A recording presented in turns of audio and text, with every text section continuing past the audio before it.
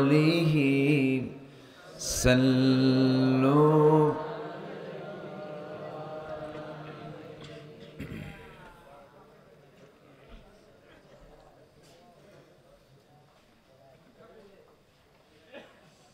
ফরিদপুর জেলার বোয়ালমারী উপজেলার বাগদিয়া যুব সমাজ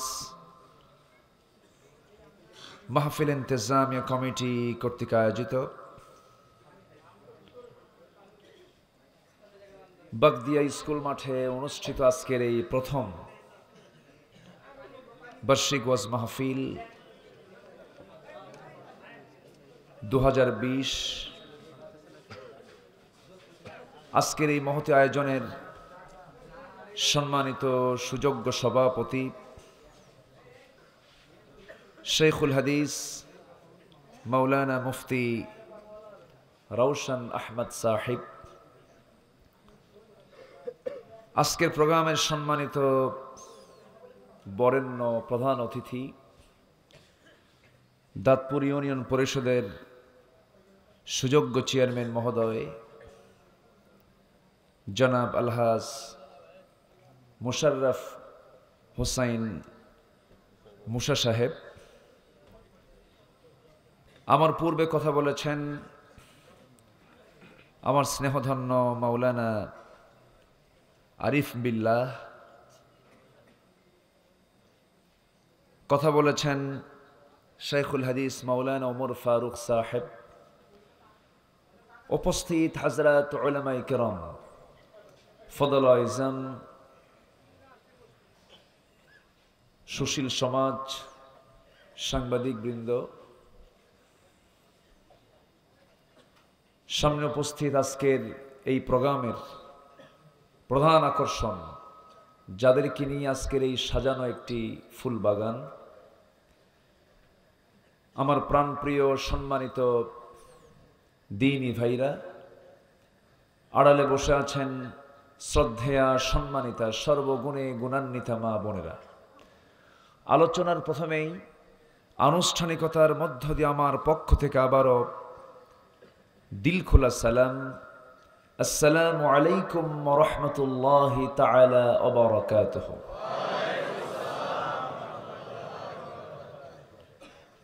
সবাই কেমন আছেন?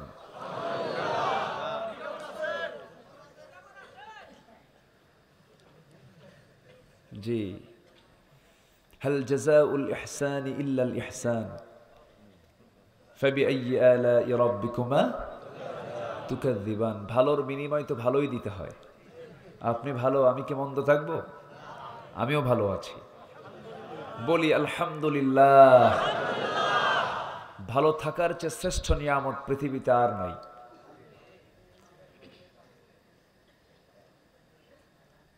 গোটা দুনিয়া আমার হাতে তুলে দেওয়া হলো, কিন্তু ক্যান্সার হয়েছে, কোনো লাভ আছে? লাভ নেই। গোটা দুনিয়া আমার হাতে তুলে দেওয়া হয়েছে, কিন্তু হয়েছে মারাত্মক করোনা, কোনো লাভ আছে? লাভ নেই। তাহলে সুস্থতার মতো একটা বড় নিয়ামতকে সাথে নিয়ে এসেছি আমরা। সুস্থ রাখার মালিককে, আবার অসুস্থ করার মালিকও কে? অভাব দেওয়ার মালিককে, অভাব মুক্ত করার মালিকও আল্লাহ। যখন একজন আদম সন্তান যখন মার পেটে চলে আসে, সর্বশেষ ফেরেশতারা একটা ফেরেশতা আল্লাহ পাক পাঠায় দেন, ওয়াকাতাবিহি, তার জন্য লেখা হয় সে কতদিন বাঁচবে, সে কি আমল করবে, রিজকিহি ওয়া আমালিহি ওয়া আজালিহি ওয়া শাকিয়্যুন আম সাঈদুন, এবং সে তার ভাগ্যলিপিও সেখানে লিপিবদ্ধ করা হয়। তো আমি কোন দিন সুস্থ হব, কোন দিন অসুস্থ হব, আমি কয়দিন বাঁচব, আমার মৃত্যু কোথায় হবে, সব লেখা হয়েছে মার পেটে থাকতেই।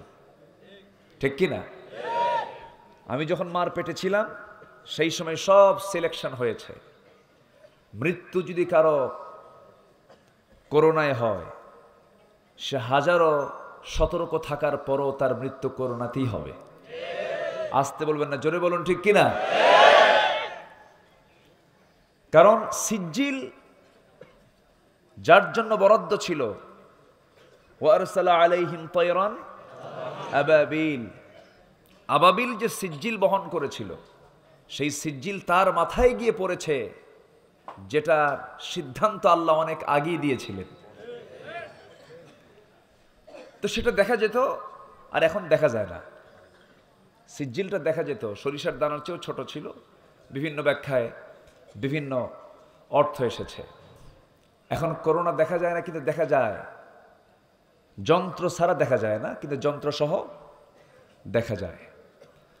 তবে করোনা আছে না নাই বলেন তো? আসতে বলবেন না, আছে না নাই? এটাকে কিন্তু ভিত্তিহীন বলা যাবে না। অনেকে বলে না এটাই মিসাই, না, আছে। এটা কার বাহিনী?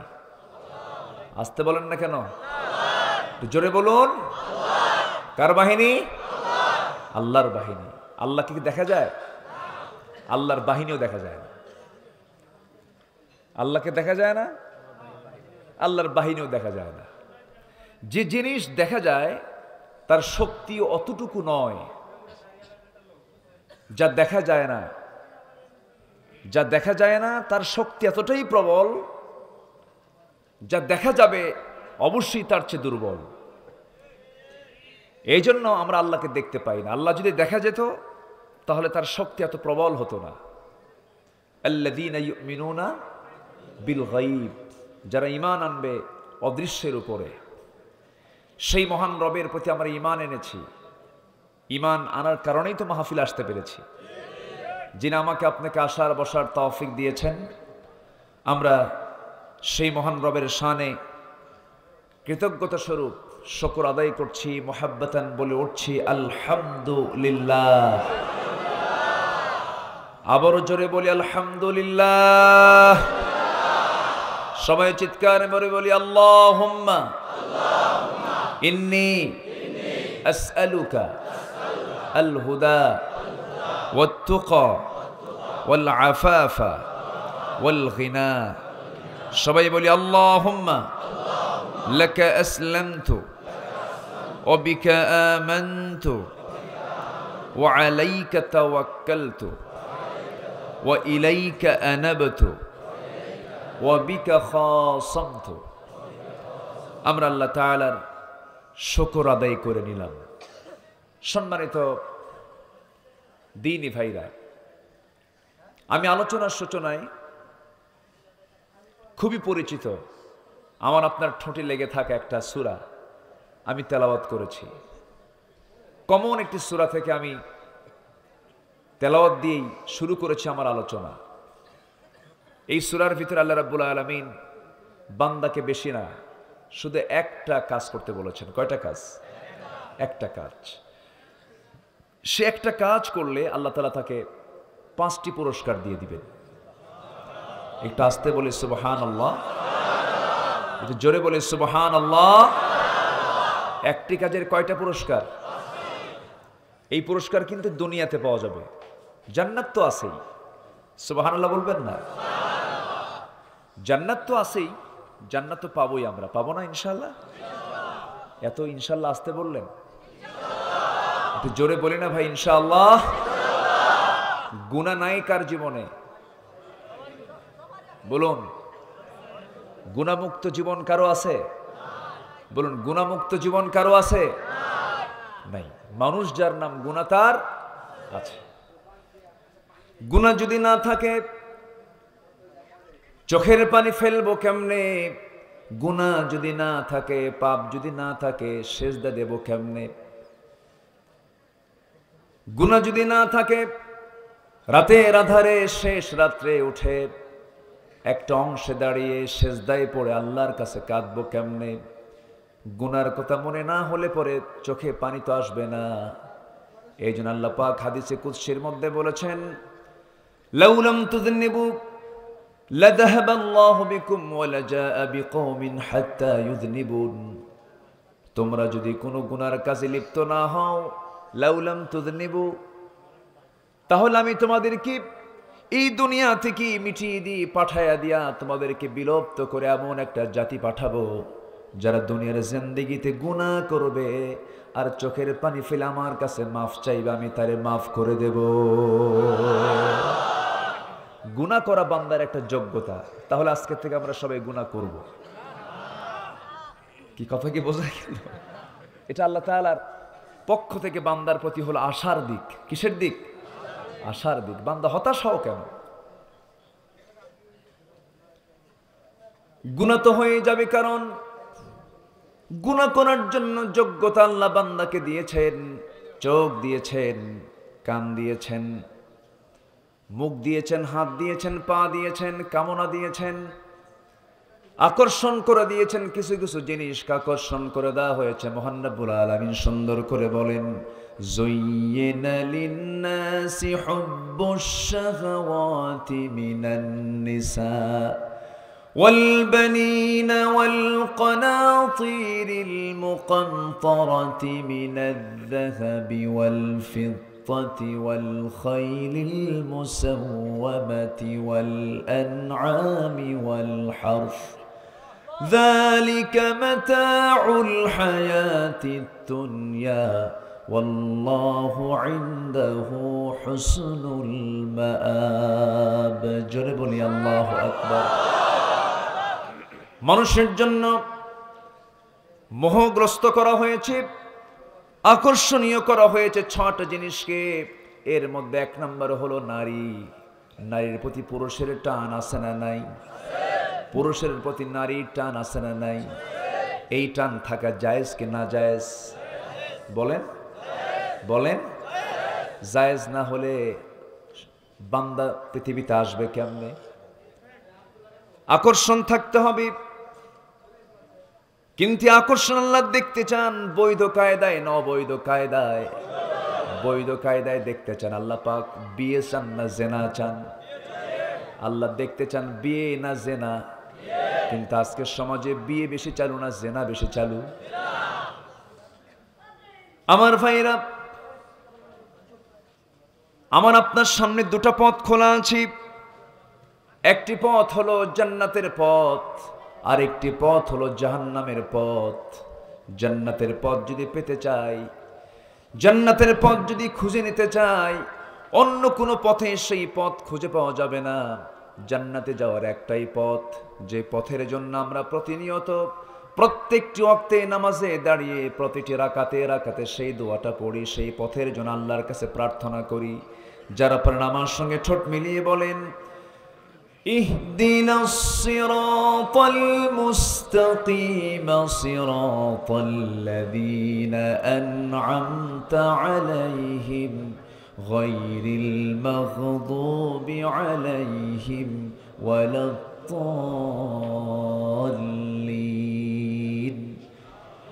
আল্লাহ তাআলা সিরাতুল মুস্তাকিমের সোজা পথটা আমাকে দেখিয়ে দাও, যে পথে চির শান্তি সেই পথ আমাকে দিয়ে দাও, যে পথে চির ভ্রান্তি সেই পথ থেকে আমাকে দূরে রাখো। এই দোয়া প্রত্যেকটি নামাজে প্রত্যেকটি রাকাতে রাকাতে আছে না নাই? বলেন আমার ভাইয়েরা। সেই পথ থেকে শয়তান আমাকে বিচ্যুত করার জন্য হাজারো নানান পথ বাঁকা পথ প্রস্তুত করে রেখে দিয়েছে। সমস্ত পথকে মাইনাস করে এক পথে টিকে থাকতে হবে। সেই পথ হলো সিরাতুল মুস্তাকিম। ইসলাম নিয়ে থাকতে হবে, দিন নিয়ে থাকতে হবে, কোরআন নিয়ে থাকতে হবে, রসুল নিয়ে থাকতে হবে। রসুলকে গালি দেবে জিহ্বা আমরা টেনে ছিড়ব, ঠিক কিনা? অনর মজবুত হয়ে থাকতে হবে। ইসকন কথা বলে, হিন্দু বৌদ্ধ খ্রিস্টান ঐক্য পরিষদ মুসলমানদের বিরুদ্ধে কথা বলে। এদেশে আমার হিন্দু ভাইরা, বৌদ্ধরা, খ্রিস্টান ভাইরা জামাই আদরে থাকে। আমরা তাদেরকে পাহারা দেই, আমরা তাদেরকে লালন করি, এবং এমন রেকর্ডও আছে সাবেক প্রধান বিচারপতি পর্যন্ত তাদের ভিতর থেকে হয়েছে। অনেক এসপি, ডিসি, সচিব, মন্ত্রীও আজকে ক্যাবিনেট মন্ত্রীও আছে আমাদের হিন্দু ভাইরা। আমরা তাদেরকে এত সম্মান শ্রদ্ধা করি, কিন্তু তাদের মুখ থেকে যখন মুসলিম বিরোধী আলেম ওলামারা যখন নবীর প্রেমে রাজপথে নেমেছে, তারা বলে রাজপথে নামার কারণে এদেরকে জঙ্গি বলে গালি দিচ্ছে এবং এদের বিরুদ্ধে উস্কায় দেওয়ার জন্য তারা মাঠে পর্যন্ত নেমে তাদের মোকাবেলা করছে, তাদের বিরুদ্ধে বিষোদ্গার করছে। সাবধান হয়ে যান, 16 কোটি তৌহিদি জনতার বাংলার জমিনে ইসলামের শেকড় অনেক দূর পর্যন্ত বিস্তৃত। শহীদের রক্ত ঝরেছে এই বাংলার জমিনে।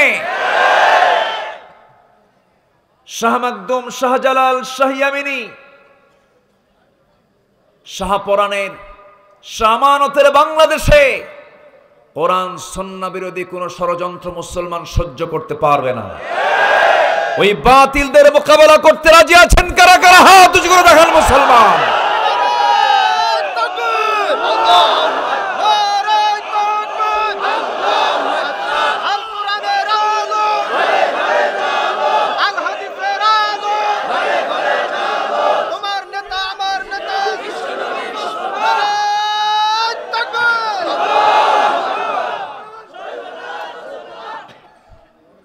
আল্লাহ সবার হাতকে কবুল করুন। জোরে বলে আমিন, আরো জোরে আমিন। সম্মানিত দ্বীনি ভাইরা, আমাদের হৃদয় রক্তক্ষরণ হচ্ছে, আমরা কষ্ট পাচ্ছি। আমাদের কলিজার চেয়েও প্রিয়, জীবনের চাইতে প্রিয় আমাদের অস্তিত্ব রাসূলকে নিয়ে নানা ষড়যন্ত্র করা হচ্ছে, নানা কটূক্তি করা হচ্ছে। ফ্রান্সের একটি গুরুত্বপূর্ণ নগরে, সেই জায়গায় ওয়ালে রাসূলকে নিয়ে ব্যঙ্গচিত্র করা হয়েছে, ব্যঙ্গ কার্টুন করা হয়েছে। সবার জানা আছে ব্যঙ্গচিত্র কেমনে হয়, তার তো চিত্রই নেই। আমার নবীর কোনো চিত্র আছে? কোন ছবি আছে? ছবি ছাড়া নেতা, মূর্তি ছাড়া নেতা। কারণ রাসূল মূর্তি বানানোর জন্য আসেনি, মূর্তি ভাঙার জন্য এসেছিলেন, ঠিক কিনা? তার কোন স্ট্যাচু আছে? তার কোন মূর্তি আছে? তার কোন ছবি আছে? তার ফেসবুক আইডি আছে? অথচ পৃথিবীতে সবচেয়ে ফলোয়ার কার? মুহাম্মদ সাল্লাল্লাহু, যার জনপ্রিয়তা আল্লাহ পাক কোথায় তুলে দিয়েছেন।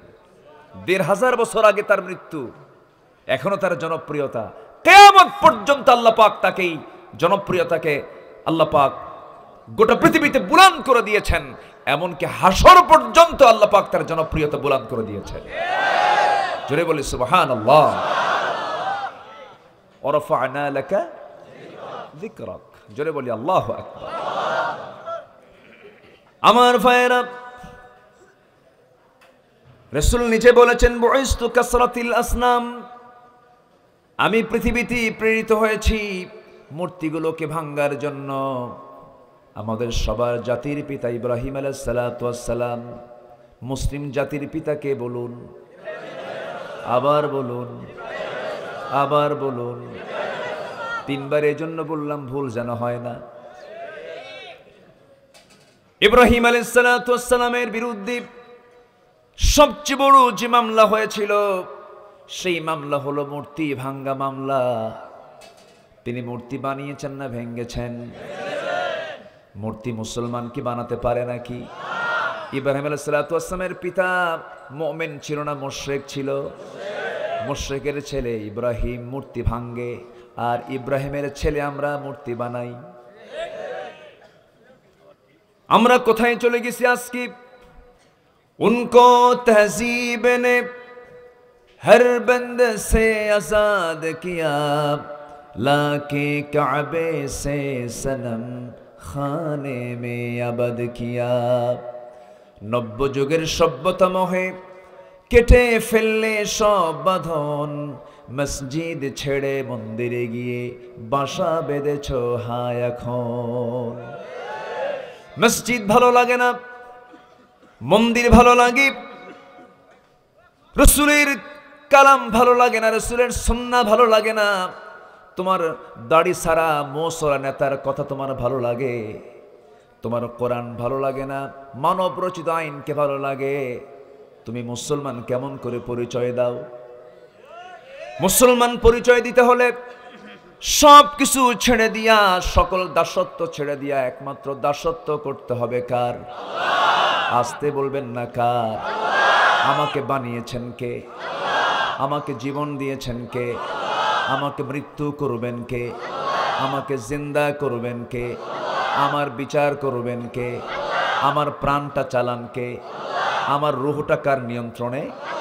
তার নিয়ন্ত্রণে। সে আল্লাহকে আমি ভুলে যাই কেমন করে? আল্লাহ রাব্বুল আলামিন বান্দাকে প্রশ্ন করে বলছেন, খুব পরিচিত আয়াত, আমার সঙ্গে ঠোঁট মিলিয়ে মিলিয়ে বলুন, সওয়াব পেয়ে যাবেন। কারণ আল্লাহর কালাম তেমন কালাম যার প্রতিটি হরফে 10টা করে নেকি। সিনেমা হলে গিয়ে আরো বড় নেকি নাকি? এই জন্য মাহফিল বন্ধ, সিনেমা হল চালু। তবে ফরিদপুর ভিন্ন, আলহামদুলিল্লাহ। আমি দারুণ খুশি হয়েছি। চেয়ারম্যান মহোদয়কে ধন্যবাদ। আল্লাহ তুমি চেয়ারম্যান মহোদয়কে তার উত্তম জাযা দান করো। জোরে বলি আল্লাহুম্মা আমিন। সিনেমা হল চালু, চিড়িয়াখানা চালু। গার্মেন্ট শিল্প চালু না থাকলে শিল্প ধ্বংস হয়ে যাবে, আর মাহফিল চালু না থাকলে ঈমান ধ্বংস হয়ে যাবে, ঠিক কিনা? রব্বানা ওয়াবআথ ফীহিম রাসূলাম মিনহুম ইয়াতলু আলাইহিম আয়াতি। কোরআন তেলাওয়াত থাকতে হবে, এর আলোচনা থাকতে হবে। এটা না থাকলে ঈমান থাকবে না, ঈমান দুর্বল হয়ে পড়বে। ঈমানকে তাজা করার জন্য ওয়াজ মাহফিল দরকার আছে না নাই? ওয়াজ মাহফিলের জন্য নাকি সেন্সর বোর্ড দরকার। কে যেন বলল, ওয়াজ মাহফিলের জন্য সেন্সর বোর্ড থাকা দরকার। সিনেমার জন্য যেমন সেন্সর বোর্ড থাকে, ওয়াজ মাহফিলের জন্য সেন্সর বোর্ড লাগবে। কি বেকুব কথা, কি কত বড় বেয়াদবি কথা, ঠিক কিনা? কোরআনের আলোচনা করার জন্য কোনো বোর্ড দরকার আছে? যে কথা বলে সে কি দিয়ে কথা বলে? কোরআন দিয়ে। হয়তোবা কারো মিনিমাম কিছু নলেজ আছে, কথা বলে, হয়তোবা তার পরিপূর্ণ জ্ঞান না থাকতে পারে। যিনি কথা বলেন, ওয়াজ করতে আসেন, ওয়াজ করেন, তার কথার মধ্যে কি এরকম খুঁজে পাওয়া যায় যে তোমার মিছা কথা কও, ওজনে কম বেশি করো, ঘুষের কারবার করো, সুদের কারবার করো, নামাজ পড়ো না, যাকাত দিও না, এরকম কোন ওয়াজ আছে বাংলাদেশে? না। তবে হ্যাঁ আছে, কিছু কিছু দরবার আছে। পানির তলে মোমবাতি, বাবা বাতাসে নেভে না, বাবার নামে হালকা দিলে উজু গোসল লাগে না, আছে না নাই? এরকম কিছু দরবার কিন্তু আবার আছে। সম্মানিত ভাইয়েরা, সম্মানিত উপস্থিতি, আমরা কাজ করব একটা, পুরস্কার পাবো 5টা। শুধু দুনিয়াতেই পাবো, আখিরাতে জান্নাতে পাবো। জোরে বলি সুবহানাল্লাহ। আসুন তেলাওয়াতের মধ্য দিয়ে আমরা শুরু করে দেই। আমার সঙ্গে কি সবাই থাকতে রাজি আছেন? কতক্ষণ থাকবেন? কতক্ষণ? সারা রাত থাকবেন? আচ্ছা, আপনারা থাকবেন, আমি চলে যাব। আমার তো আর সারা রাত থাকা সম্ভব না। খুবই সুন্দর, খুব ভালোবাসা আমাকে উপহার দিয়েছেন আপনারা, বলি আলহামদুলিল্লাহ। আমি তো আশ্চর্য হচ্ছি যে এই প্রতিকূল পরিবেশ বলবো আমি, কারণ গোটা দেশে করোনার জন্য জনসমাগমকে এড়িয়ে থাকার জন্য বারবার বলা হচ্ছে। এর মাঝে সব কিছুকে ব্রেক করে আপনারা এসেছেন কোরআনের মঞ্চে, আলহামদুলিল্লাহ। আমি খুবই খুশি। আমি আশা করি একজন ভাইও শেষ মোনাজাত না করে এখান থেকে বিদায় নেব না। জোরে বলি ইনশাআল্লাহ। আমাকে 9টার দিকে উঠায় দিলে সবচেয়ে ভালো হতো, কিন্তু উঠতে একটু দেরি হয়েছে। শেষ হতেও যদি দেরি হয়, কষ্ট হবে কি আপনাদের? কারো কোনো কষ্ট? জোরে বলি ইনশাআল্লাহ। আল্লাহ রাব্বুল আলামিন বলছেন لإيلاف قريش إيلافهم رحلة الشتاء والصيف فليعبدوا رب هذا البيت الذي أطعمهم من جوع وآمنهم من خوف جرب لي الله أكبر সূরার নামটা কি বলেন? আমার নবীর বংশের নামটা কি? আমার নবীর বংশের নাম কি? তাহলে বংশের নামে সূরা আছে না নাই? কোন নামে কোন বিষয়ে কোরআনে বাদ পড়েছে? এমন কোন বিষয় আছে? সব বিষয়ের মধ্যে আছে। কুরাইশ একটা বংশ, আলী ইমরান ওটাও বংশ। সুবহানাল্লাহ বলেন। বংশের নামে সূরা পাওয়া যায়, প্রাণীর নামে সূরা পাওয়া যায়, সূর্যের নামে সূরা পাওয়া যায়, আছে না নাই? সূরাতুশ শামস আছে না নাই? আচ্ছা আমার ভাইয়েরা, কোন সাবজেক্টে কিতাবে আল্লাহ রাব্বুল আলামিন বাদ দেন নাই। মা ফাররাতনা ফিল কিতাবি মিন শাইইন ওয়ালা আসগরা মিন যালিকা ওয়ালা আকবার। জোরে বলি আল্লাহু আকবার। এমন কোন ছোট বিষয় নাই, এমন কোন বড় বিষয় নাই যা বাদ পড়েছে। সব কিছু আল্লাহ রাব্বুল আলামিনের মধ্যে তুলে ধরেছেন, সব কিছু বলে দিয়েছেন। আল্লাহ রাব্বুল আলামিন সমুদ্র নিয়ে কথা বলেছেন, মারাজাল বাহরাইনি ইয়ালতাকিয়ানি বাইনাহুমা বারযাখুল লা ইয়াবগিয়ান।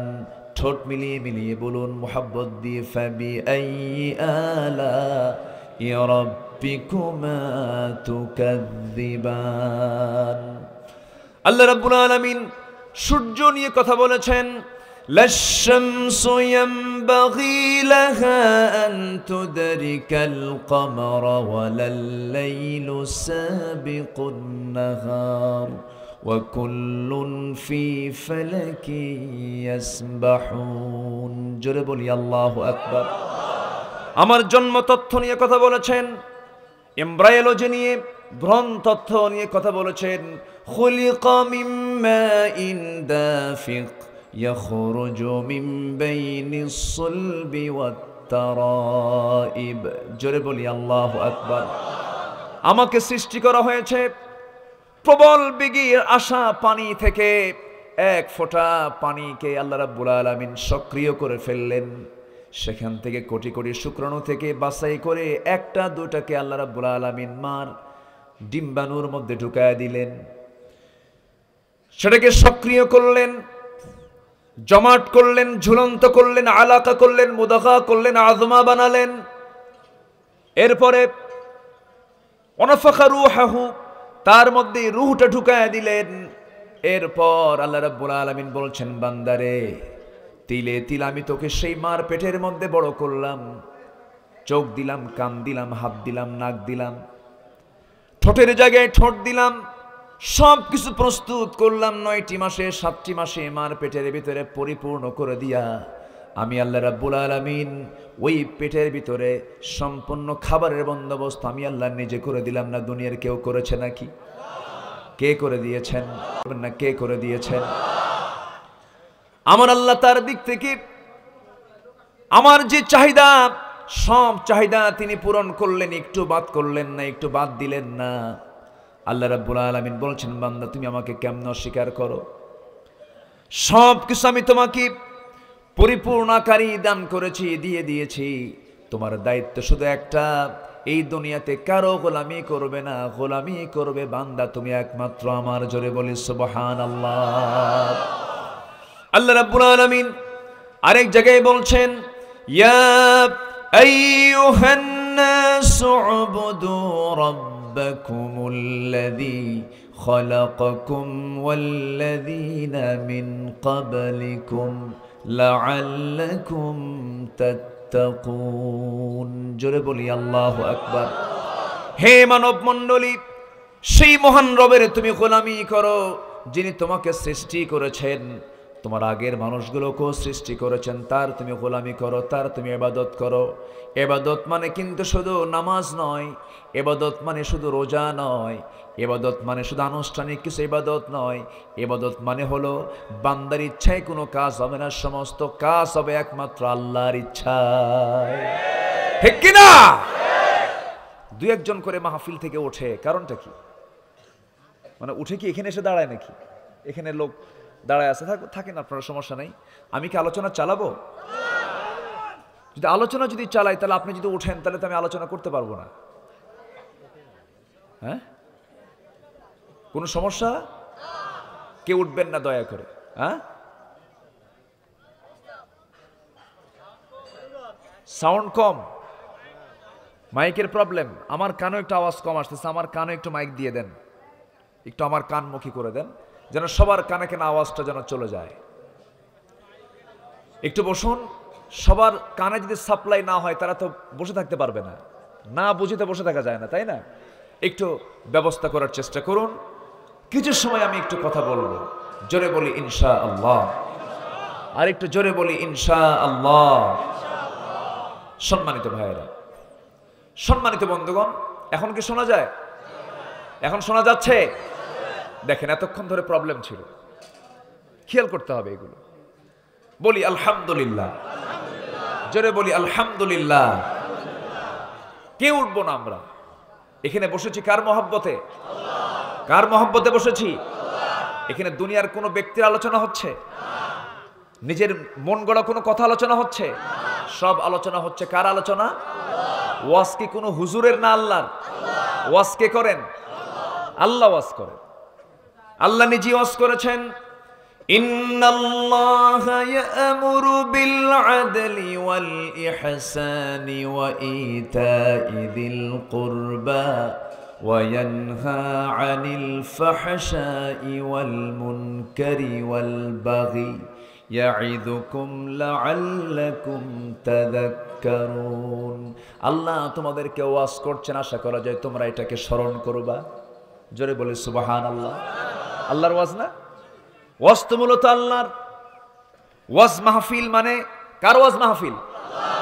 আল্লাহর ওয়াজ মাহফিল।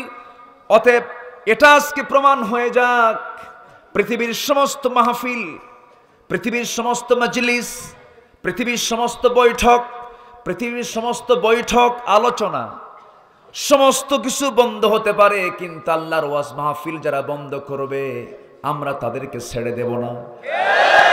ঠিক কিনা? তোমরা আল্লাহর ওয়াজ বন্ধ করবা, আমরা তা মানব না। যারা আল্লাহর কোরআনের তাফসীর মাহফিল কিনে ষড়যন্ত্র করে, আমার মনে হয় তারা পিতৃ পরিচয়হীন যারও সন্তান ছাড়া হতে পারে না কিছু। এ মতের পক্ষে রাজি আছেন কারা কারা? হাত উঁচু করে দেখান।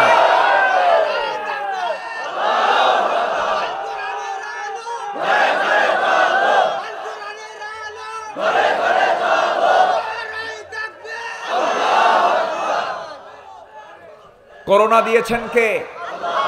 করোনা দিয়েছেন কে? করোনার জন্য ওষুধও তৈরি করে রেখেছেন কে? এমন কোন রোগ নাই যে রোগের ঔষধ আমার আল্লাহর কাছে নাই। ওষুধ আছে না নাই? মাহফিল বন্ধ করলে ওষুধ আসবে। হাট চলে, বাজার চলে, সিনেমা হলও চলে সাহসী হিরো আলম দিয়া।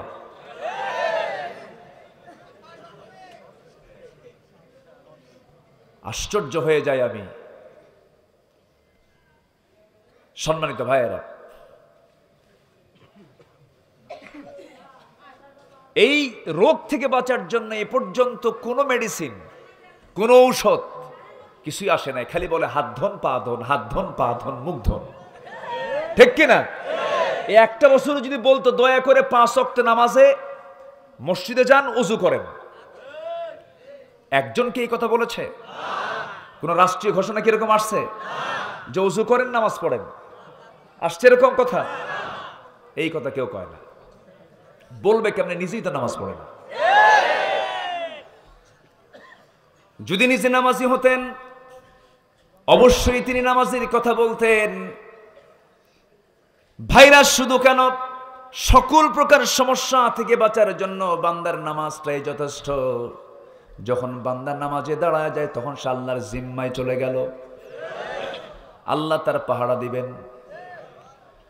যখন বান্দা নামাজে দাঁড়াবে ওযুর দরকার আছে না নাই? অনেকে চুপ করে আছে, মানে ওযু করেন না নাকি? ওযু ছাড়াও কিন্তু নামাজ পড়ে। আমার দেশে এমন লোকও আছে, সেদিন আমার একজন বলতেছে, হুজুর ওযু করার পরে কি পেশাব করা যায় না? কি কথা কি বুঝতেছে? আবার কয়, হুজুর এই যে পানি দিয়ে ওযু করি এটাও পানি, যা ছাড়ি ওটাও তো পানি। দুষ্ট কিন্তু কম নাই জমিনে। এগুলোর জন্য দরকার হলো 1.5 হাত লাঠি, ঠিক কিনা? 1.5 হাত লাঠি দরকার, সব সোজা হয়ে যাবে। আমার ভাইয়েরা, আল্লাহ রাব্বুল আলামিন কত আগে হাত ধোয়ার কথা বলে দিলেন। আজকে গোটা পৃথিবী জুড়ে বিশ্ব হাত ধোয়া দিবস পালন হয়। কি ধোয়া দিবস? হাত ধোয়া দিবস। আল্লাহ কত আগে জানায় দিলেন, কোন নির্দিষ্ট দিনে হাত ধোয়ার তোর কোনো দরকার নাই। যখন তুমি নামাজে দাঁড়াবে 4টা অঙ্গ ধৌত করবে। কয়টা অঙ্গ? 4টি কাজ তোমাকে করতে হবে। আল্লাহ রাব্বুল আলামিন কত সুন্দর করে জানিয়ে দিলেন, ইদা কুমতুম ইলাস সালাতি ফাগসিলু ফুজুহাকুম ওয়া আইদিয়াকুম ইলাল মারাফিকি ওয়ামসাহু বিরুউসিকুম ওয়া আরজুলাকুম ইলাল কা'বাইন। যখন তুমি নামাজে দাঁড়াবে সেই সময় তোমার 4টি কাজ।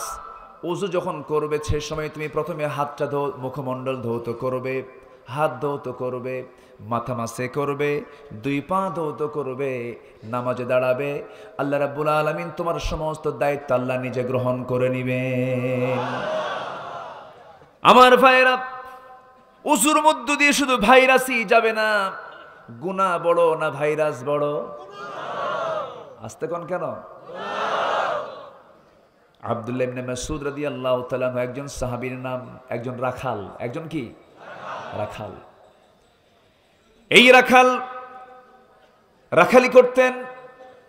সামান্য একজন রাখালকে আল্লাহ রাব্বুল আলামিন এমন মর্যাদা, এমন সম্মান দান করলেন। আমার রাসূল বলতেন, ও সাহাবীরা, তোমরা আমার এই প্রিয় সাহাবীর কোরআন তেলাওয়াতটা ফলো করবা। যখন আমার আব্দুল্লাহ কোরআন তেলাওয়াত করে আমার কাছে মনে হয় যেন জিবরাইল ওহী নাজিল করতেছে। কোরআন মানুষের সম্মান কমায় দেয় না বাড়ায় দেয়? বাড়ায় দেয়।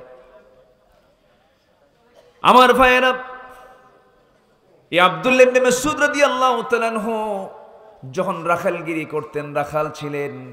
মক্কার মাটির কথা এটা, মক্কি জিন্দেগির কথা। রাসূল কোন বংশের মানুষ? আজকে সূরার নামটা কি? কুরাইশ। আমার কথা মনে বুঝতে কষ্ট হচ্ছে অনেকে। আমার ভাইয়েরা, আমার নবীজি মক্কার মানুষ। নবীজি মক্কার মাটিতে দাওয়াতি কাজ যখন শুরু করতে গেলেন, বাধা ছিল কি ছিল না? শুধু বাধা না, মহা বাধা। কিন্তু আমার নবীর চাইতে ভালো মানুষ কি সে সমাজে ছিল নাকি? সবচেয়ে ভালো মানুষ মুহাম্মদ সাল্লাল্লাহু আলাইহি ওয়াসাল্লাম। অনুপম চরিত্রের তিনি অধিকারী, যার জীবনে বিন্দু পরিমাণ কোনো কালিমা ছিল না, যার জীবনে কোনো স্পট ছিল না, অসামাজিক কোনো কাজ তার জীবনে ছিল না। কোনোদিন কটু কথা বলেন নাই, আমানতের খেয়ানত করেন নাই, কাউকে ঠকান নাই, জীবনে কৌতুক করে একটা মিথ্যা কথাও বলেন নাই।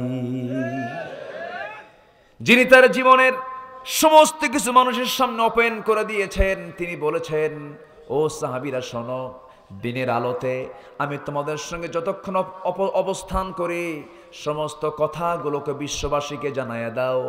আর ও আমার স্ত্রীরা, রাতের আধারে তোমাদের সঙ্গে যে আচরণটা করি তাও গোটা পৃথিবীর মানুষকে জানায়। কি হিম্মত ছিল তার ভিতরে! আমার ভাইয়েরা, সেই বিশ্ব নবী মক্কার মাটিতে কালিমার দাওয়াত দিচ্ছিলেন, হকের দাওয়াত দিচ্ছেন, দাসত্বের দাওয়াত দিচ্ছেন। কার দাসত্ব? ফালইয়াবুদু রাব্ব হাযাল বাইত। যেহেতু কুরাইশরা শীতের সফরে, গ্রীষ্মের সফরে যেতে অভ্যস্ত তাদেরকে ডাক দিয়ে বলছেন, শোনো, তোমাদের কাজ হলো, তোমরা বেশি কাজ করার তোমাদের দরকার নাই। তোমরা কি করবে? তোমরা যে ঘরটা নিয়ে লালন করছো, যে ঘরকে নিয়ে তোমরা চলাফেরা করছো, তোয়াফ করতেছো, সব তাদের তোয়াফ ছিল বৈধ পন্থায় না অবৈধ পন্থায়? অবৈধ পন্থায়। সেই সময় জাহিলি কায়দায় তারা করত। আল্লাহ পাক ওহী নাযিল করে রাসূলকে জানায় দেন, হে রাসূল আপনি জানিয়ে দেন, তাদেরকে বলে দেন তারা যেন এই ঘরের পূজা না করে এই ঘরের মালিকের যেন ইবাদত করে। ওই ঘর কার ঘর? আসতে বলবেন না, কার ঘর? আল্লাহর ঘর।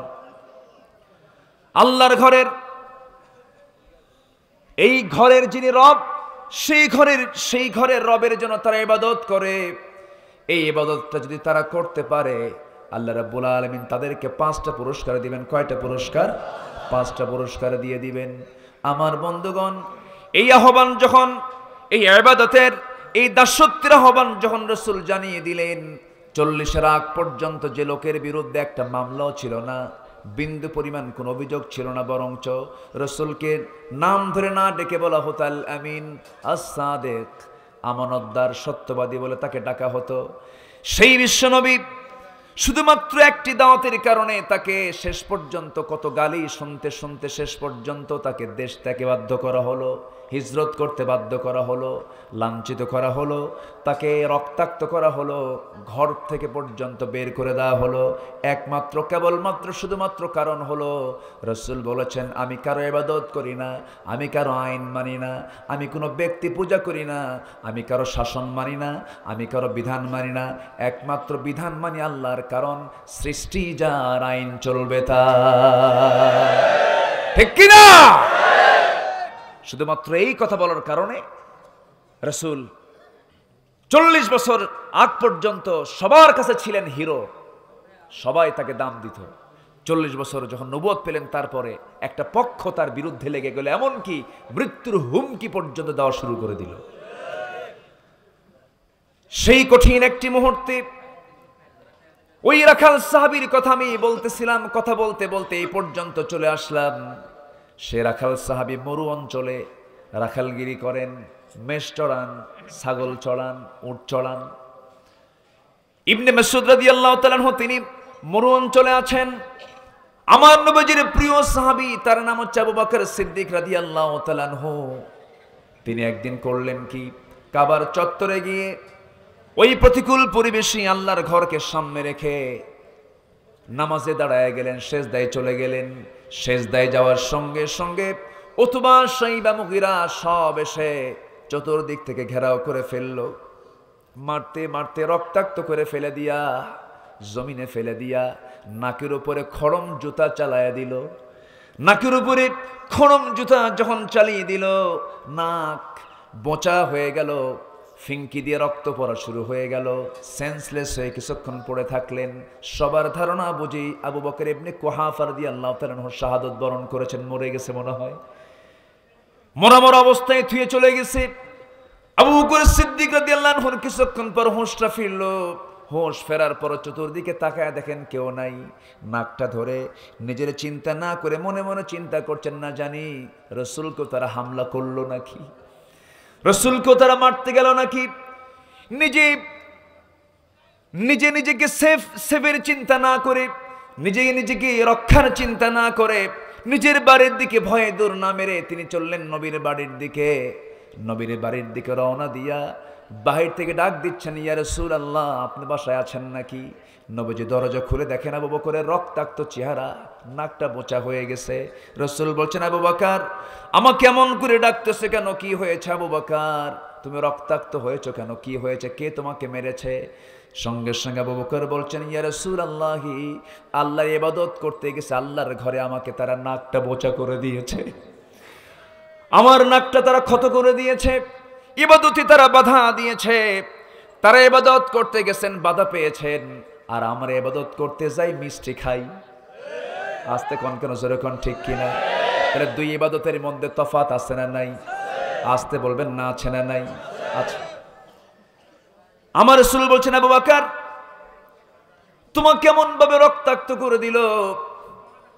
তোমার কি কোনো কথা আছে নাকি, তোমার কি কোনো বক্তব্য আছে নাকি? তিনি বলছেন, ইয়া রাসূলুল্লাহি, আমি মরলে আমার কোনো আপত্তি না, আমি শহীদ হয়ে যাব, কিন্তু দিন তো এখনো পরিপূর্ণ হয় নাই। আমার চোখের সামনে আপনার একটা পশমেরও ক্ষতি হোক, এটা আমি চাই না। এই জন্য আমি আপনার দিকে দৌড় মেরে আসছি। আমার মন বলছে মক্কার হাওয়াটা গরম, চোরাগুপ্ত হামলা শুরু হয়ে গেছে, যে কোনো মুহূর্তে আপনাকে হামলা করে তারা দুনিয়া থেকে বিদায় করে দিতে পারে।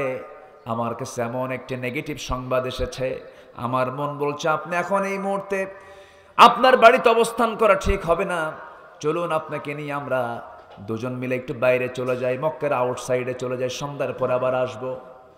আমার রাসূল বলছেন, আবু বকর কিছু খাইছো নাকি? না খাই নাই। রাসূল তার মুখে কিছু খাবার তুলে দিলেন। হিজরতের সাথী, বাল্য জীবনের সাথী। রাসূল মাঝে মাঝে বলতেন, আবু বকর, ওরে আবু বকর, মা তলাআতিশ শামস ওয়ালা গরাবাত, কোন সূর্যোদয় হয় নাই, কোন সূর্য উদয় হবে না, অস্ত যাবে না এই পৃথিবীতে কিয়ামত পর্যন্ত। সেই লোকের চেয়ে শ্রেষ্ঠ হবে যে আমার কাছে আবু বকর। জোরে কোন সুবহানাল্লাহ। আবু বকর হলো গোটা পৃথিবীর শ্রেষ্ঠ মানুষদের একজন। জোরে বলে সুবহানাল্লাহ। আমার নবীজি করলেন কি, আবু বকর চলো, তুমি যেহেতু বলতেছো তোমার সঙ্গে আমি রওনা দিচ্ছি, চলো তুমি যেখানে যাও আমি সেখানে চলে যাব। হযরত আবু বকর রাসূলকে সেভ করার জন্য, নিরাপদে নেওয়ার জন্য তাকে সঙ্গে করে নিয়ে রওনা দিলেন। প্রচন্ড ক্ষুধা লেগেছে, তেমন কোনো খাবারও তিনি খেতে পারেন নাই, রাসূল তাকে খাওয়াতে পারেন নাই, তাড়াহুড়ো করে বের হয়ে গেলেন। মক্কার বাইরে যে আমার নবীজি এবার বলছেন, আবু বকর চূড়ান্ত ক্ষুধা তোমার পেয়েছে, প্রচুর রক্তক্ষরণ হয়েছে, তোমার দেহে কিছু খাদ্যের প্রয়োজন, দেখি কিছু খাবার পাওয়া যায় নাকি। দূরে দেখলেন একটা পাল, ছাগল পাল দেখতে পেলেন, ছাগল পালের রাখালের কাছে চলে গেলেন। সেই রাখালটা ইবনে মাসউদ। সে রাখালটাকে বলেন ইবনে মাসউদ। সামনে গিয়ে বলছেন, ও রাখাল, তুমি কি আমাকে একটা ছাগি দেবে নাকি, যে ছাগিটা দহন করে আমি আমার বন্ধু, আমার প্রিয় মানুষ আবু বকরকে আমি তৃপ্ত করব। তার রক্তক্ষরণ হয়েছে, তার দেহের জন্য কিছু দুধের প্রয়োজন। রাসূল দুধকে খুব ভালোবাসতেন, বলি আলহামদুলিল্লাহ। প্রত্যেক রাতে রাসূল উটের দুধ পান করতেন। আলহামদুলিল্লাহ বলবেন না? রাসূল যখন খাবার থাকতো তখন খেতেন, যখন থাকতো না তখন খেতেন না। কিন্তু খাবার আছে ঘরে খাবো না, কাপড় আছে ঘরে কাপড় পরবো না, এটার নাম ইসলাম না। আমরা ভুল বুঝি এটা। ইসলাম মানে ফকির না, ইসলাম মানে অভাব অনটন নয়, ইসলাম মানে দুঃখ দুর্দশা নয়, ইসলাম মানে হলো সমৃদ্ধি, অগ্রগতি। গোটা পৃথিবীর অর্থনীতির নিয়ন্ত্রক হবে মুসলমান, ঠিক কিনা? আজকে আমরা ফতুয়া নিয়ে ব্যস্ত হয়ে পড়েছি। আজকে গোটা পৃথিবীর অর্থনীতি নিয়ন্ত্রণ করছে ইসরায়েল, আর ক্ষমতা নিয়ন্ত্রণ করছে আমেরিকা। আমি আমার ভাষায় বলি, গোটা পৃথিবীর এখন খলিফা হলো 4 জন প্রেজেন্ট ওয়ার্ল্ডের। 1 নম্বর খলিফা হলো ডোনাল্ড ট্রাম্প, বাদ দিয়ে এখন চলে আসছে জো বাইডেন। আচ্ছা, নাম্বার 2 হলো বরিস জনসন, নাম্বার 3 হলো দামোদর দাস নরেন্দ্র মোদী। মাশাআল্লাহ, দাড়িও আছে, পাগড়িও আছে। কি কথা বোঝেন নাই? আচ্ছা, এরা হলো এখন প্রেজেন্ট ওয়ার্ল্ডের খলিফা। আর যারা মুসলমান তারা হলো তার প্রজা। অথচ সেই ক্ষমতার মসনদে আজকে থাকা উচিত ছিল সমাজের শ্রেষ্ঠ সন্তান আলেম ওলামাদের, ঠিক কিনা? কিন্তু ওই জায়গায় যাবে কখন? এদের ফতুয়া দিতেই কাম সারা। কিসের ফতুয়া? লম্বা টুপি না গোল টুপি? ফতুয়া কিসের? ফতুয়া হলো নাভিতে হাত বাঁধা না বুকে হাত বাঁধা, ঠিক কিনা? আজকে আমরা কোথায়? ঠুনকো বিষয়কে কেন্দ্র করে মারামারি লাগে। জুমার খুতবা কোন ভাষায় হবে এটাকে কেন্দ্র করে বাহাসে বসে। এগুলো দেখার সময় এখন না, ঠিক কিনা? আপনি নাভিতে বাঁধেন, সমস্যা নেই, বুকে বাঁধেন, সমস্যা নেই, বাঁধেন না তাও সমস্যা নাই। আছে না নাই? আসতে বলবেন না, আছে না নাই? না বেঁধে নামাজ পড়ার লোক এখনো দুনিয়াতে আছে না নাই? মক্কায় যাবেন, দেখবেন আল্লাহু আকবার ছেড়ে দিয়ে বসে আছে। কথা বলছেন নাই? হাত বাঁধে না তারা। তাহলে তারা যে হাত বাঁধতেছে না, তাদের কি নামাজ হয় না? অবশ্যই হবে। আর এইদিকে বলতেছে যারা নাভিতে হাত বাঁধবে তাদের নামাজ হবে না, আবার যারা বলতেছে যারা বুকে হাত বাঁধবে তাদের নামাজ হবে না। এই ফতুয়া শুই না এক সলিমউদ্দিন মসজিদে ঢুকেই নিয়ত করতেছে আসসালামু আলাইকুম, কি বলে কি আল্লাহু আকবার, কপালে হাত বাঁধছে, নিয়ত বেঁধে কপালে হাত বেঁধে বসে আছে। কিন্তু কি আবার তুমি বুকেও না নাভিতেও না, কপালে কেন? আমার টেনশনে আমার হাত কপালে উঠছে। কি কথা কি বুঝতেছেন আপনি? সম্মানিত ভাইয়েরা, ক্ষমতার মসনদে কাফের মুনাফিক মুশরিকরা থাকবে, তুমি আলেম চুপ করে দরবার খুলে বসে থাকবা, জান্নাত মামুর বাড়ির আবদার নয়। রাসূল ছিলেন মদিনার ইমাম, মদিনার মসজিদে তিনি নামাজের নেতৃত্ব দিয়েছেন, আবার সেই মদিনার মসজিদের মেম্বার থেকে তিনি জিনার শাস্তি কার্যকর করেছেন, হত্যার শাস্তি কার্যকর করেছেন। তিনি আবার ছিলেন 12.5 লক্ষ বর্গ মাইলের রাষ্ট্রপ্রধান। অতএব ইসলামটাকে কুক্ষিগত করে রাখার কোনো সুযোগ নাই। ইসলাম নাই কোথায়? বলেন ইসলাম কোথায় নাই? সব জায়গায় ইসলামের কথা আছে না নাই? আসতে বলবেন না, আছে না নাই? আচ্ছা, সব জায়গায় ইসলাম, সব জায়গায় কোরআন। যে কোনো কাজ করতে গেলে ইসলাম লাগবে, যে কোনো কাজ করতে গেলে কোরআন লাগবে, কিন্তু কোরআনটাকে আমরা লাগাচ্ছি না। কোরআনটাকে লাগায় নিয়েছি শুধু নামাজের ক্ষেত্রে, কোরআনটাকে লাগায় নিয়েছি আমরা শুধুমাত্র মরা মানুষ যখন মরে গেছে, মরার পর কুলখানিতে হাফেজ কিছু ভাড়া করে নিয়ে যায়, আছে নাকি এলাকায়? ভাড়া করে নিয়ে গেল, হুজুর আমার বাপ মরে গেছে, এমন যেন খতম হয়, আমার বাপ যেন খতম হয়। কি হয়? এমন খতম যেন হয় আমার বাপও খতম হয়। আমার ভাইয়েরা, এই খতমের জন্য কোরআনটা নাজিল হয় নাই, কুলখানির জন্য কোরআন নাজিল হয় নাই। কোরআন নাজিল হয়েছে ভাগ্য চমকানোর জন্য, কোরআন নাজিল হয়েছে অসচ্ছল পরিবেশ থেকে সচ্ছলতার পরিবেশ ফিরে নিয়ে আসার জন্য। ইবাদতটা যদি করে তাহলে কি হবে? 5টা পুরস্কার। কি কয়টা পুরস্কার? 5টা পুরস্কার হবে। আল্লাযী আত'আমাহুম মিন জু'ইন ওয়া আমানাহুম মিন খাউফ। ইবাদত যদি ঠিকমতো হয়ে থাকে তাহলে খাবারের কোনো সমস্যা হবে না। তাহলে ইসলাম মানে কি অভাব? আস্তে কোন ইসলাম মানে কি অভাব? তাহলে খাদ্যের সংকট দূর করার জন্য ইবাদত করতে হবে কার? আল্লাহ পাকের।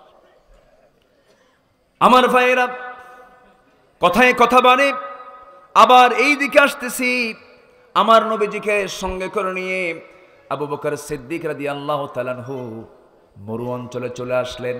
রাসূল তার জন্য দিওয়ানা হলেন, রাখালের কাছে গেলেন, বললেন ও রাখাল, একটা ছাগি দেবে নাকি, যে ছাগিটা দুধ দহন করে আমার বন্ধুকে খাওয়াবো।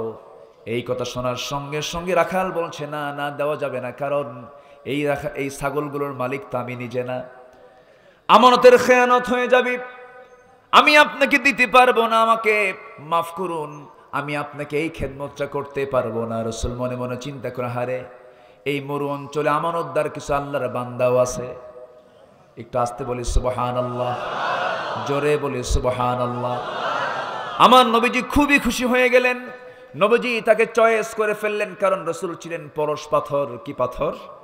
পরশ পাথর। রাসূল তাকে চয়েস করে ফেললেন, তার একটা গুণ দেখতে পেলেন, খিয়ারকুম ফিল জাহিলিয়া খিয়ারকুম ফিল ইসলাম।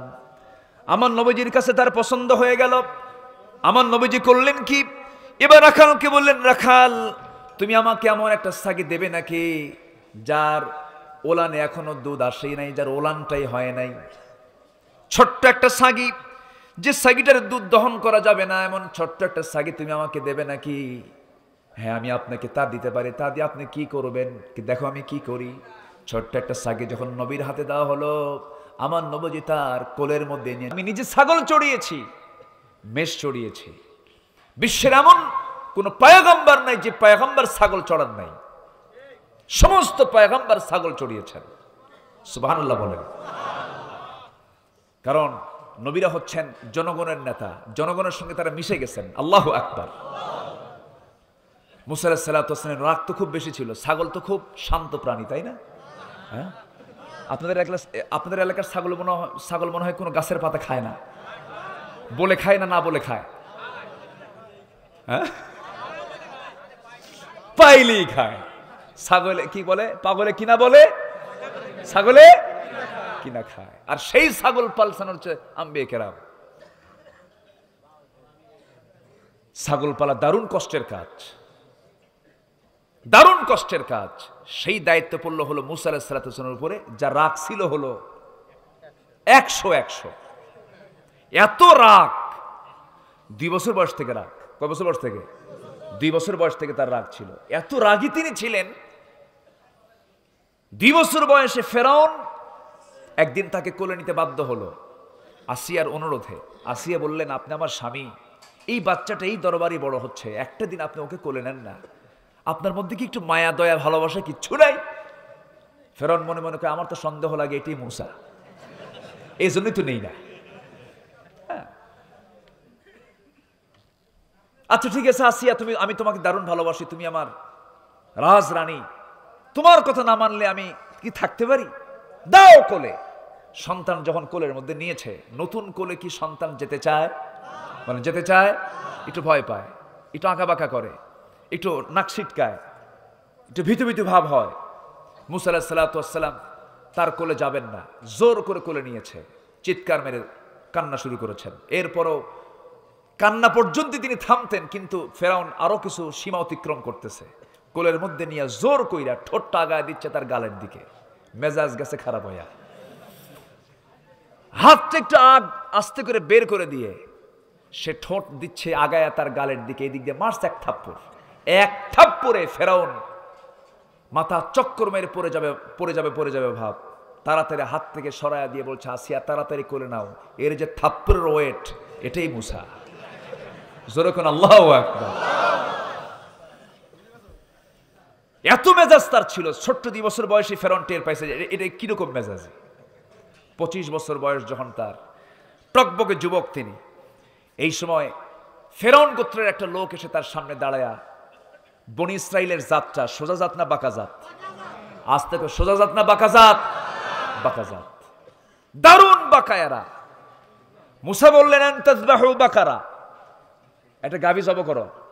রং কি, বয়স কত, কি কালার, কি ধরনের, আছে না নাই? আছে না, এগুলো আছে না? এমন কালার সাফরা, এমন কালার গোটাতে সেই কালার খুঁজে পাওয়া যায় না।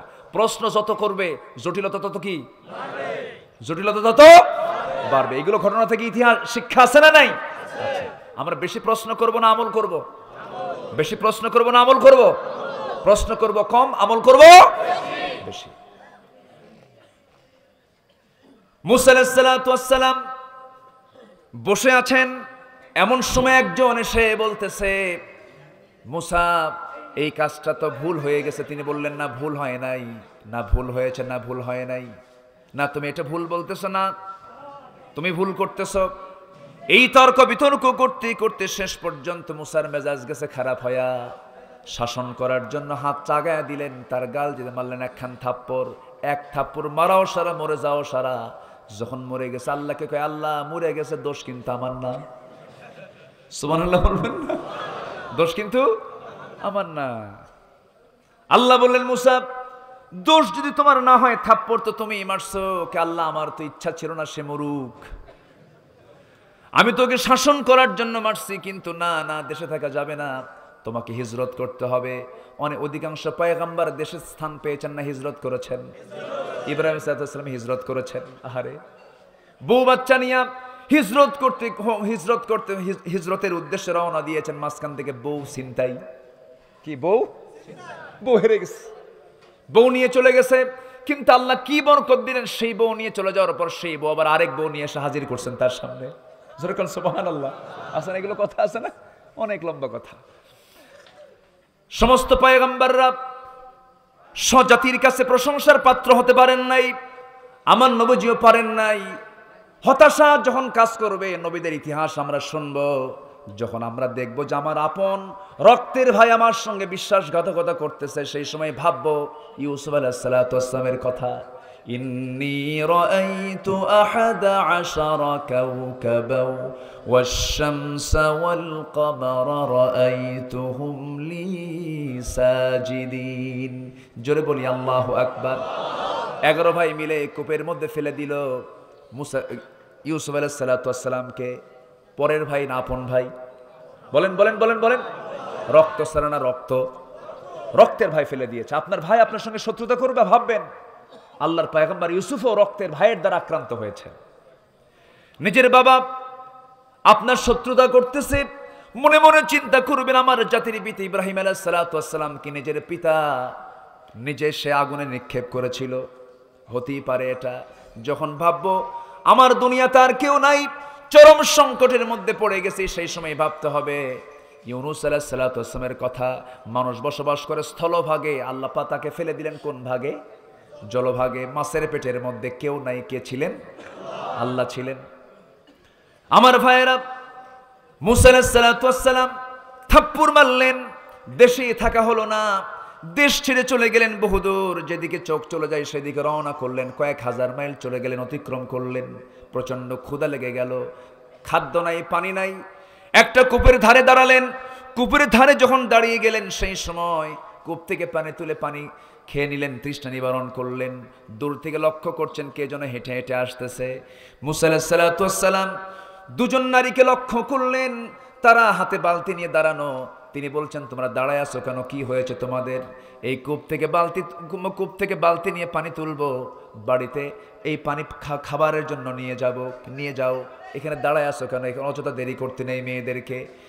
মূসা আলাইহিস সালাতু ওয়াস সালাম এই কথা বলার সঙ্গে সঙ্গে দুজন একসঙ্গে বলতেছে, আমাদের সেই শক্তি সামর্থ্য নাই, যে উপরে ঢাকনাটা আছে সেই ঢাকনা টান দেওয়ার মতো শক্তি আমাদের নাই। সবাই পানি নিয়ে চলে যাবে, অবশিষ্ট পানি সেখান থেকে তুলে নিয়ে আমরা চলে যাব। মূসা আলাইহিস সালাতু ওয়াস সালাম ভাবলেন, বেচারি কষ্ট পাবে, অনেক সময় লাগবে, ঠিক আছে আমাকে বালতি দাও। সেবার জন্য তিনি আগায় আসলেন, বালতি হাতের মধ্যে নিয়ে কূপের ধারে চলে গেলেন। উপরে একটা ঢাকনা ছিল, সেই ঢাকনাটা অনেক ভারী ঢাকনা ছিল। টান দিতে সরাতে 7 থেকে 8 জন পুরুষ মানুষের প্রয়োজন হয়। বাম হাতে ধরলেন, এমন জোরে ফিকা মারলেন, সিটকে পড়ে গেল 14 হাত ধরে। 2 মহিলা ছটফট করে আর টেনশন করতেছে, আহারে এটা আবার কেমন পুরুষ, থরথর করে কাঁপতেছে। এবার আস্তে করে কূপের ভিতরে বালতি ঢুকায় দিয়া পানি তুলে বললেন, এই যে পানি তুলে দিলাম, যাও বাড়িতে চলে যাও, সন্ধ্যার পরে মহিলা মানুষ বাইরে থাকতে নেই। 2 জন চলে গেলেন বাড়ির দিকে। বৃদ্ধ পিতা বলছে, মা প্রত্যেকদিন পানি আনতে সন্ধ্যা হয়ে যায়, আজকে এত তাড়াহুড়ো করে পানি আনলে কি ব্যাপার, হলোটা কি বলো তো? আব্বা, দেখলাম কূপের ধারে একজন কাবিয়ুন আজিজ, শক্তিশালী একজন যুবক দাঁড়ায় আছে, সেই যুবকটা আমাদেরকে সহযোগিতার হস্ত প্রসার করেছে। বৃদ্ধ পিতা বৃদ্ধ লোকটা বলছে, শোনো মা, আগামীকালকে তুমি আমার বড় মেয়ে যাবে, তাকে আমার পক্ষ থেকে সালাম জানায় বলবে আমি তাকে আমার বাড়িতে দাওয়াত দিলাম, সেজন্য অবশ্যই আসে। এই কথা নিয়ে পরের দিন আবার চলে আসলেন। মূসা আলাইহিস সালাতু ওয়াস সালামের সঙ্গে দেখা হয়ে গেল। তাকে তার বাবার কথা যখন জানিয়ে দিলেন, মূসা আলাইহিস সালাতু ওয়াস সালাম মনে মনে ভাবলেন, এত দূর দেশে চলে আসছি, এই দেশে তো কোনো পরিচিত মানুষ আমার নাই। ঠিক আছে, যেহেতু আমাকে অফার করলো, এই অফারটা আমি প্রত্যাখ্যান করব না। এবার তিনি বলেন, শোনো, আমি যে তোমার বাড়িতে যাব, তোমাদের বাড়ি তো আমার চেনা নাই, তোমাদের বাড়ি তো আমার জানা নাই, কেমনে যাব, আমাকে চেনায় দেবে কে? এবার মহিলা বলতেছে, ও যুবক, চেনার জন্য তোমার কোনো কষ্ট করতে হবে না, শুধু আমি সামনে সামনে চলবো, তুমি আমার পিছে পিছে চলবে, আমি চলবো সামনে সামনে, আমাকে তুমি ফলো করবে। আমাকে ফলো করে করে যখন বাড়ি পেয়ে যাব, সেই সময় তোমার গন্তব্য তুমি পৌঁছে যাবে।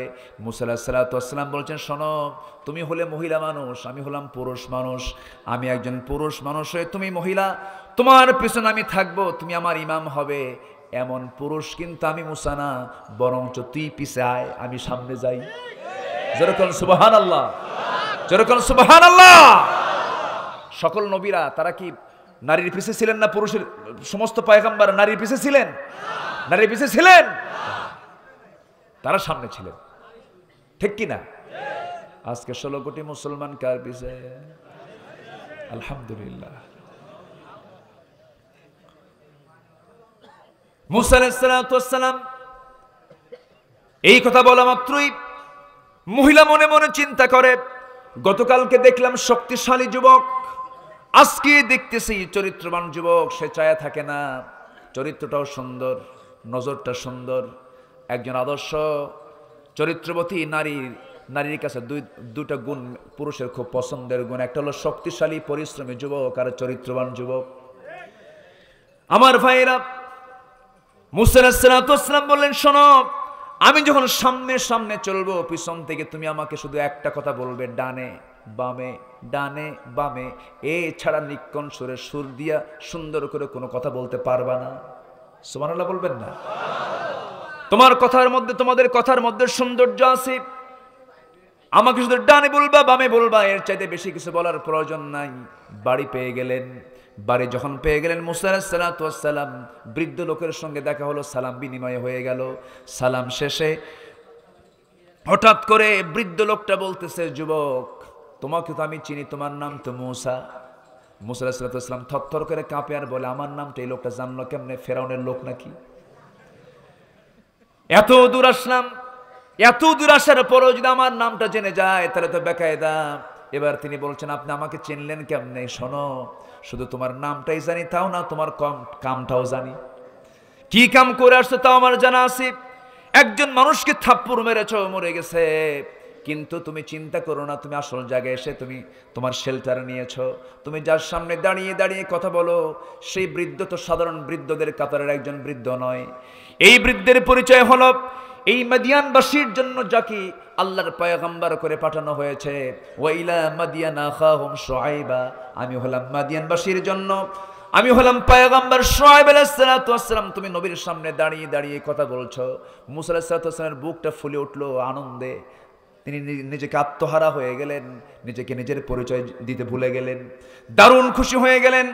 এবার তিনি তাকে জড়িয়ে ধরে বলছেন, বুঝতে পারিনি, আমাকে মাফ করে দিন। এবার শুআইব বলছেন, শোনো, গতকালকে আমার মেয়ে দেখেছো, আজকে আমার মেয়ে দেখেছো, আমার দুইটা মেয়ের যে কোনো একটা মেয়েকে আমি তোমার সঙ্গে বিয়ে দেব, তুমি কি বিয়েতে রাজি আছো নাকি? এক্ষুনি রাজি। আল্লাহু আকবার বলবেন না? মুসা তো সময় নিতেন না কোনো কিছুতে, ইনস্ট্যান্ট উনি সিদ্ধান্ত দিয়ে দিতেন, এক্ষুনি রাজি আমি। শুআইব আলাইহিস সালাতু ওয়াস সালাম বলেন, শোনো, এক্ষুনি আমি তোমাকে বিয়ে দিতে পারবো না, কারণ তোমার ব্যাকগ্রাউন্ড ভালো না, তোমার ব্যাকগ্রাউন্ড ভালো না। এই যে তোমার অতি নিকটবর্তী একটা ঘটনা তুমি ঘটাইছো, থাপ্পড় মারছো, মরে গেছে, এত বড় মেজাজ তোমার। আমার মেয়েকে যদি এখন বিয়ে দিই, থাপ্পড় মারবে, মরে যাবে, এখন আমি বিয়ে দিতে পারবো না। কখন দিবেন? 8 বছর অথবা 10 বছর পর। সুবহানাল্লাহ বলেন। তোমার সঙ্গে আমি বিয়ে দিব, তোমার কিছু ডিউটি তোমাকে পালন করতে হবে। সেই ডিউটি হলো, আমার বাড়িতে অনেকগুলো ছাগল আছে, এই ছাগলগুলো তোমার পালতে হবে। এই মেজাজি মুসা আলাইহিস সালাতু ওয়াস সালাম খুব রাগী মানুষ ছিলেন, প্রচন্ড রাগী মানুষকে ছাগল পালার দায়িত্ব দিলেন একজন আল্লাহর পয়গম্বর শুআইব আলাইহিস সালাতু ওয়াস সালাম। 8 বছরও যদি ছাগল পালো, তোমার অনার্স ডিগ্রি কমপ্লিট হবে, আর 10 বছর করলে মাস্টার্স হয়ে যাবে। সুবহানাল্লাহ বলবেন না?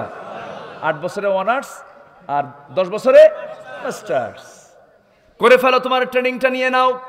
মুসা আলাইহিস সালাতু ওয়াস সালাম 8 বছরটা করলেন, 10 বছরে ফিল আপ হয়ে গেল।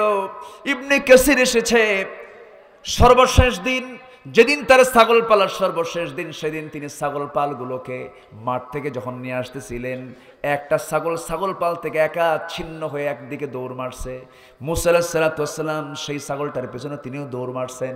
ছাগল দৌড়ায়, মুসাও দৌড়ান, ছাগল দৌড়ায়, মুসাও দৌড়ান। দৌড়াতে দৌড়াতে ছাগলের পেছনে যত দৌড়ের পরিমাণ বেশি হবে, রাগ তত কমবে না বাড়বে? বাড়বে। ধরতে পারতেছে না, আরো রাগ বাড়ে, ধরতে পারতেছে না, আরো রাগ বাড়ে। রাগের তীব্রতার